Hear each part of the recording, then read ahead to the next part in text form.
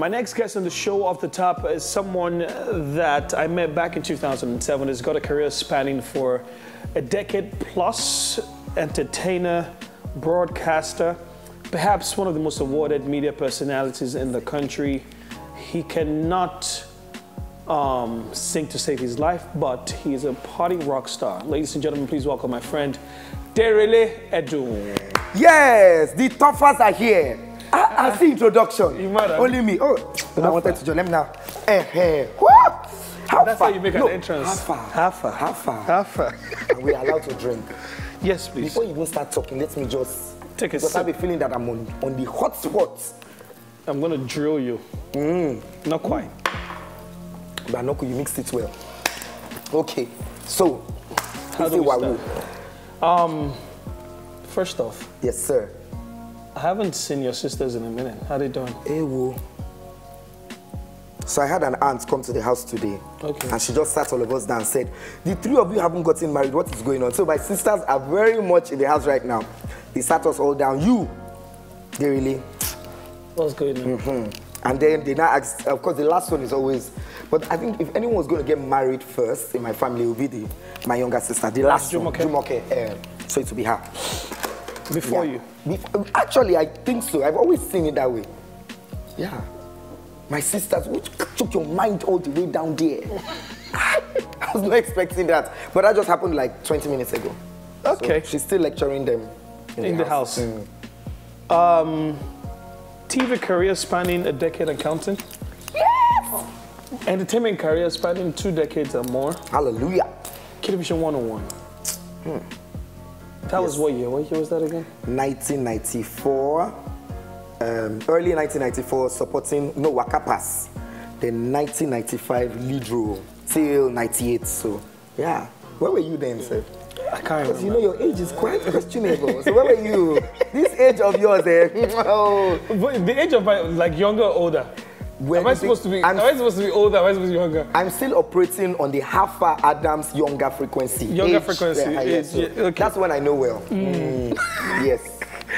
What do you miss about TV? That's a good one. What do you miss about TV? Because you do a lot more MC work now.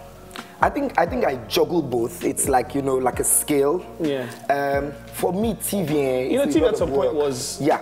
It was every day. It was every day. I mean, would I say we're in the same shoes? It was every day. Yeah. I think let me put it this way. You know, when I started out, my generation had no sort of how would I put it? Like, the internet did not exist at that point. No, it didn't. No, it's even clear. It didn't. So, no, it didn't.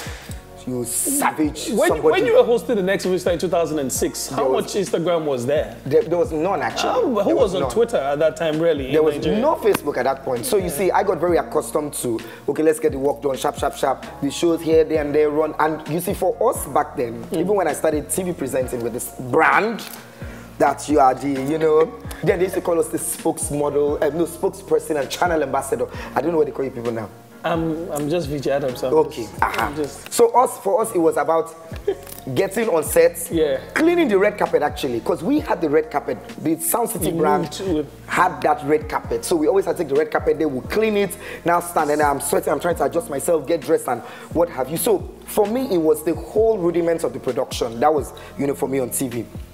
Getting there, trying to get the content, trying to get people to talk, and of course everybody knew the brand at that point, so it was very exciting. Yeah. And then I get back to the office, and then we follow through editing, post-production, and then the final product. So it was a whole lot of work. But for now, you know, by the time I joined other brands, it was more just arrive at the venue, do your thing, and go.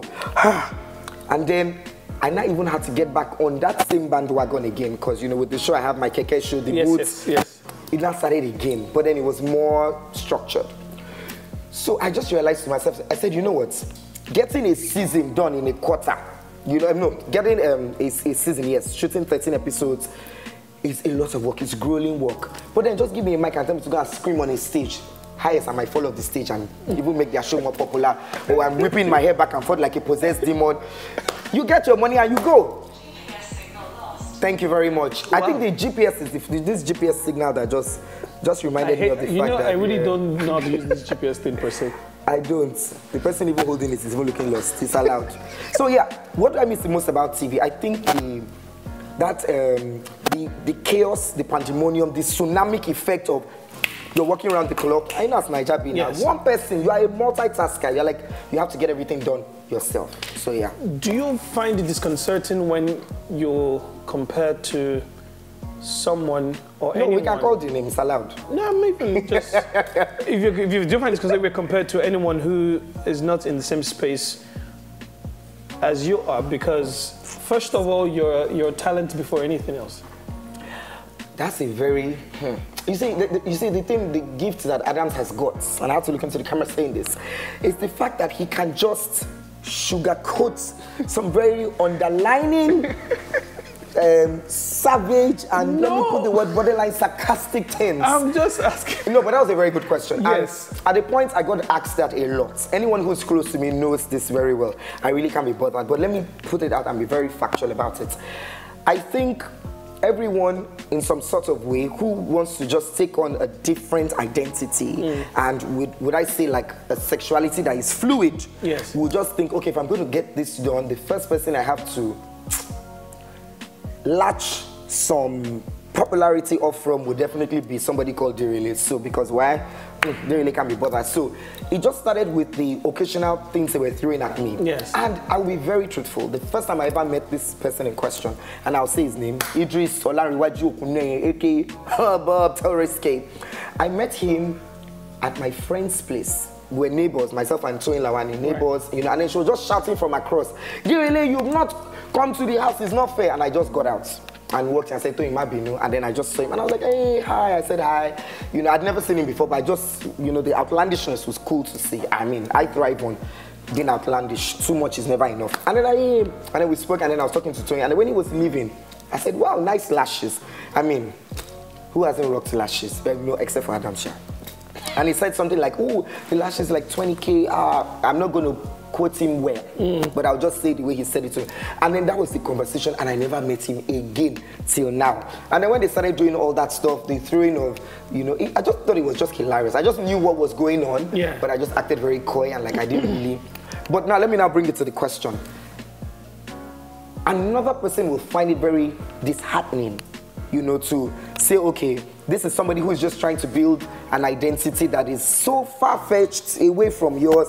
Mine thrives on talent. I'm all about self-definition, transparency, authenticity, accountability. Let me put the word longevity. You know, without a doubt. Yes, and competency, because I'm all about that. You know, so when they just started doing all that, I just thought, people, the media is just having its fun as usual. And I saw something recently where someone just wrote something about me and said, that's like 2 days ago, and said the only time we remember that Denrele exists is when he goes to his late friend's grave to go and pay his last respect. I'm like, oh, please. I saw it 2 days ago and I was laughing about it. Let me be very factual. At first, a lot of people around me didn't find it funny. Everybody was outraged and angry. How can this be happening? This is what you're about. And I just thought, you know what? Let the kid be. This person, this boy in question, calls me a lot. Like, you know, yeah, and we just talk. I remember, and I've not said this anywhere, Harry Song invited me for his video shoot. I didn't even know, you know, Bob was going to be there. So I got there. I noticed there was like a figure in white, so long hair, but I didn't know who it was. So I did my bit, and then he just went somewhere, you know, and somebody just told me, oh, we saw him there. I was like, really? And then the next day, I told someone, send me his number, and I called him, I said, so you had this shoot and you didn't say hi to me. He said, oh, you were busy. I said, okay, no, it's fine. But you can always come and say hi to me, really. Come on, even hug yourself. I'm sure even Harrison was wondering, would they really drag this one by the hand and throw me into the pool? I mean, well, just saying, but I mean, I am so not gonna do that. I was hugging him, come here. And I call him Iyagbogbo. Yeah. So yeah. So I think it's all right. Would you be referred to? You want to? Yeah, go on. Drink is working. Small. Being called a cross-dresser. Yeah. Is that what you would like to be defined as? I'm not a cross-dresser. Great. I'm not actually, because I've come to realize that there's still elements of cross-dressing, or the technicalities, the intricacies of cross-dressing that I don't even know. Right. It will shock you to know that I can't even apply makeup. Cross-dressing about, okay, there's that element of makeup. I do nonsense. Highest, I just pack powder, bam, and then I look, hey, and then I'm out. So it just had to do with maybe the fact that I started wearing different kind of shoes. You know, I gravitated from platform heels, wearing like very uncomfortable looking shoes, to maybe wearing like stiletto heels, and then the hair, the outlandish hair, the makeup, the clothes. But you know what? Let's face it. It's just, these clothes are like an extension of my individuality. It's an expression of my personality. I'm vivacious, I'm colorful, I'm flamboyant, I'm in your face. So I just like it to reflect in what I'm wearing. So cross-dresser, no. Nah. Just someone who is just, see, my look is fun. It's not serious. Yes. But it can be serious and creative enough to get compliments. Like, I admire the artisticness, the artistic abstractness of what you're wearing. I know my children wear it. I won't wear it, but it looks great on you. Awesome stuff. Yeah, I'm not a cross-dresser, but you've known me for so long. Off the Top continues in a few seconds. Stand by. You didn't tell me this was Off the Top. See?